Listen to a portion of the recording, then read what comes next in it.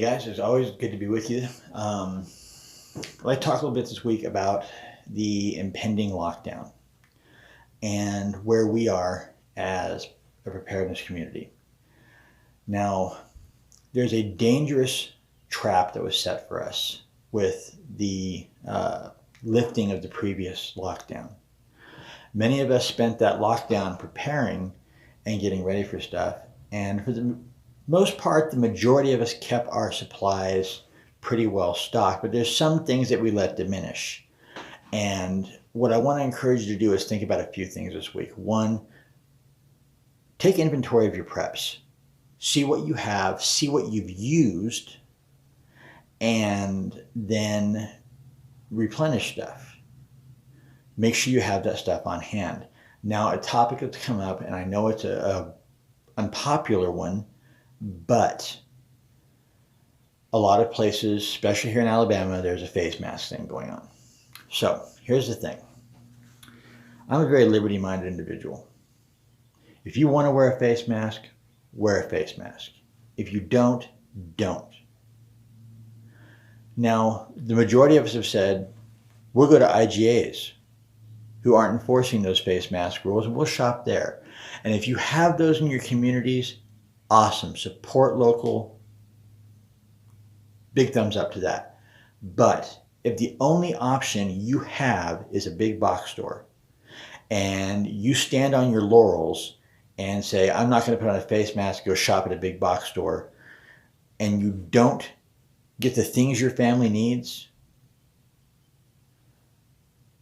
that is, I'm sorry, that's being a bad father. It's being a bad mother. It's being a bad provider. Being a provider means you have to bite the bullet and do things you don't like to do sometimes. We all talk about, I drag my ass out of bed when I'm sick. I drag my ass out of bed when my back hurts and I go to work. In this case, I hate to say it, I hate to have anything forced on the American people. I don't believe in giving up any liberty. It's stupid, it's wrong, and it's just going to cause trouble. But in this case, if it means making sure our families have the supplies and provisions that we need, we're going to have to knuckle down and bite the bullet. Hit that box store, do what you got to do, buy the stuff you got to buy. Now, hopefully you are taking steps as a prepper to make sure that you can sustain yourself. You're raising gardens, you're raising hothouse gardens in your house, you're gathering water, you're learning to do all these things so you can break that need for those places. And if you are, more power to you. That's awesome. But until you have done that, use every tool at your disposal to ensure your family's survival. I don't care what it is. Federal food programs, food closets, churches, whatever you have to do to store food, do it. Because this lockdown is going to bring a lot of horrible things on us. And if you're not ready, I've said this a million times, desperation diminishes morality. When your babies lay their heads in your lap and say, Daddy, I'm hungry, or Mommy, I'm hungry, there's nothing you won't do to get them food. And we want to be the backbone of our country. We want to be the people that bring our country back from the brink, not push it even farther. So let's be prepared and make sure that we can do that. Some things you can do, collect rainwater. Right now, water's running from the tap.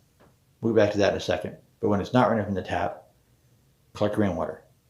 Store it up. You can do that with barrels. You can, do funnel barrels in your yard. You can collect rainwater from your roof with a filter over the barrel.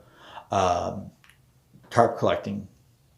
Dig a 2 to 3 foot hole, drop a tarp in there, stake it down, let the rainwater run in. That simple. The other thing you can do is, hey, water is running from the tap right now, and you get lots of, all of us to drink our Diet Dr. Peppers and Mountain Dews and Pepsis and everything else.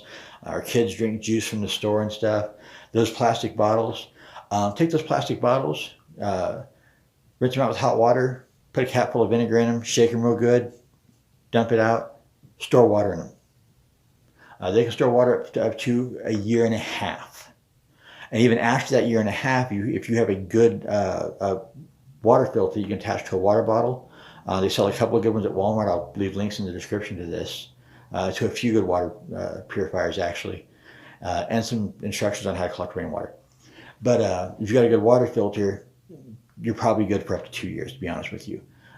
Previously, bottles were made with really low PPE content, but they've over the last few years, due to the cost of producing bottles, they've increased the amount of polyethylene in the bottles to make them last longer, to keep them from diminishing, so they can wash them out and refill them a couple times from recycling plants and stuff.